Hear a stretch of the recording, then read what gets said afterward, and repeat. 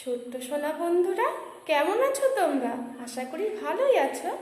চলো এখন আমরা শিখে নিই ছড়াই ছড়াই ওয়ান টু বলা। ওয়ান গেল শ্বশুর বাড়ি, টু